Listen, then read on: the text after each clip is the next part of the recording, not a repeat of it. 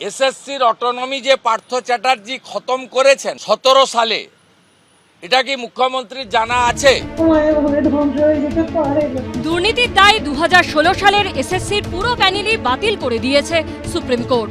চাকরি গেছে প্রায় 26,000 জনের। বিরোধীদের নিশানায় তৃণমূল সরকার।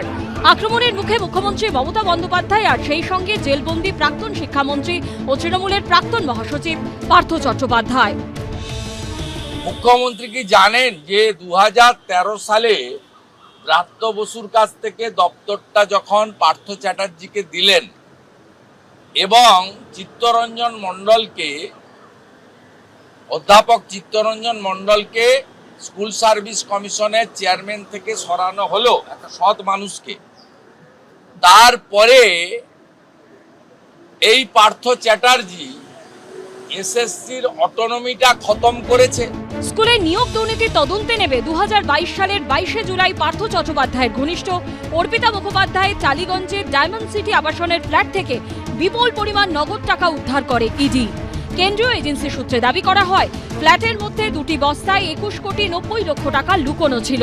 এর কয়েকদিন পরই বেলঘরিয়ার আবাসনে অর্পিতার ফ্ল্যাট থেকে উদ্ধার হয় 27 কোটি 90 লক্ষ টাকা। সব মিলিয়ে 5 কোটির বেশি মূল্যের গয়নাও বাজেয়াপ্ত করে ইডি। এছাড়াও শান্তিনিকেতনের প্রান্তিকে পার্থ ও অর্পিতার নামে বাংলো বাড়ি অপাসহ নামে বেনামে একাধিক সম্পত্তির হদিশ পায় কেন্দ্রীয় এজেন্সি। বর্তমানে পার্থ চট্টোপাধ্যায় যখন জেলবন্দি, তখন তার ঘাড়েই কার্যত যাবতীয় দোষ চাপানোর চেষ্টা করছে তৃণমূল। একটা হচ্ছে যে যেটা টাকা বেরিয়েছে, এটা আমাদের জুডিশিয়ারির পক্ষে, সবার পক্ষে অত্যন্ত লজ্জা। 26শে ফেব্রুয়ারি 2015 আমাকে বিনা নোটিশে মিডিয়ার মাধ্যমে আমাকে 6 বছর বহিষ্কার করে দিয়েছিলেন পার্থ চট্টোপাধ্যায়। উনি এত ক্ষমতাবান ছিলেন, তো সেই সমস্ত ক্ষমতার অপব্যবহার করে যেভাবে রাজ্য সরকারকে আজকে কিছুটা হলেও বিড়ম্বনায় পড়তে হয়েছে, সেই বিড়ম্বনার জন্য ওনার বিরুদ্ধে উপযুক্ত শাস্তি পাপ বাপকেও ছাড়ে না।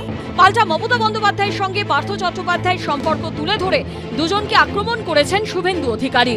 এই মুখ্যমন্ত্রী তার মহাসচিব ব্রাত্য বসুকে ঘাড় ধাক্কা মেরে সরিয়ে যাকে তিনি মন্ত্রী করেছিলেন, তাকে, যিনি কথায় কথায় পার্থদা ছাড়া তার কোনো কাজ হতো না, তাকে দিয়ে এটা করেছেন। কে কে দুর্নীতি করেছেন, কে কে মদত জুগিয়েছেন, তাকে কোনোদিন সামনে আসবে? কৃষ্ণেন্দু অধিকারী, উজ্জ্বল মুখোপাধ্যায় ও অনির্বাণ বিশ্বাসের রিপোর্ট, এবিপি আনন্দ।